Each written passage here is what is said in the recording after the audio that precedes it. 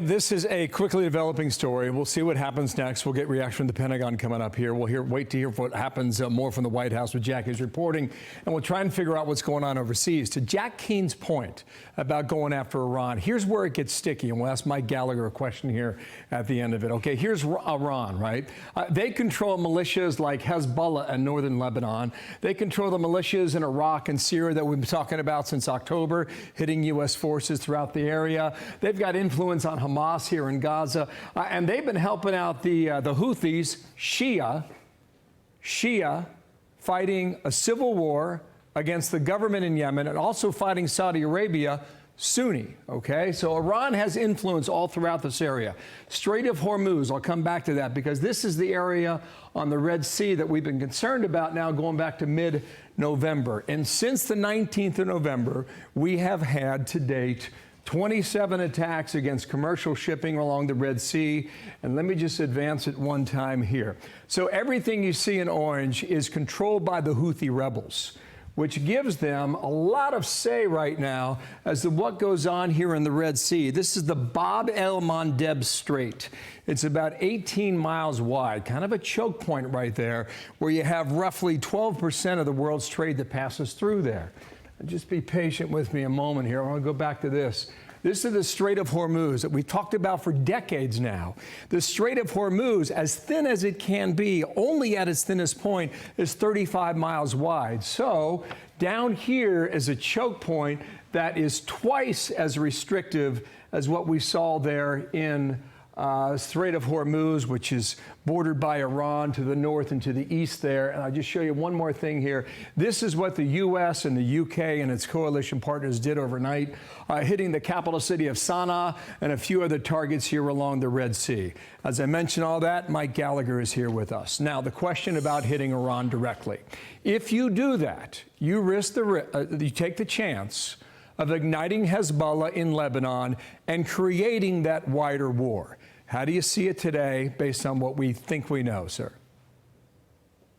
Well, you have to find a way to restore deterrence. The administration is claiming that these long overdue strikes will do just that, but at the same time, simultaneously admitting that the Houthis are likely to retaliate, which by definitions means that deterrence is not restored. So I hope this marks the beginning of a shift in the administration's posture towards Iran and its proxies. We will have to get more aggressive, but I'm not holding my breath. I fear we're going to just engage in this incremental tit for tat in an effort to avoid further escalation.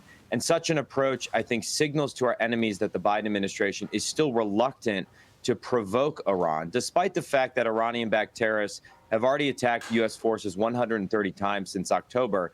And of course, just consider the fact that the administration has not put the Houthis back on the terrorist list yet, nor did they even mention the Islamic Republic of Iran in their statement, which leads us to a final and important point. As the Biden administration looks to spike the football on these strikes, we should remember that this is a problem of their own creation. Biden removed the Houthis from the list in 2021. They forced our Saudi partners into a truce with Iran and the Houthis by withdrawing intelligence and military support for Saudi efforts in Yemen. And all the while, they've relaxed sanctions on Iran. So until we reimpose that policy of maximum pressure on Iran, I don't think we're going to have a chance of restoring deterrence. What would you say to those members of Congress that have said that this is against the Constitution and they're calling for the Biden administration to back off? Well, I think it's consistent with the War Powers Resolution, under which the president has the authority to conduct military action abroad in two situations. One, when Congress declares war, which the Democrats are referring to in this case. But the second case, which they're failing to remember, is in the case of a national emergency created by attacks upon the United States, its territories or possessions, or its armed forces. And in this case, the War Powers Resolution requires merely that the president notify Congress within 48 hours of committing armed forces to military action. So I disagree. I think the president in this case has the authority, given that our armed forces have come under consistent attack. I'm glad he's used that authority. But we should debate this in Congress. We should debate the best approach going forward so we can actually restore deterrence. So the Houthis were considered a terrorist group when the Trump administration was in the White House. And that all changed when President Biden took control. And they were taken off the list in February of 2021. That was one of his first acts as president. I'm not suggesting they're going to reverse decision now, but they must regret it, don't you think?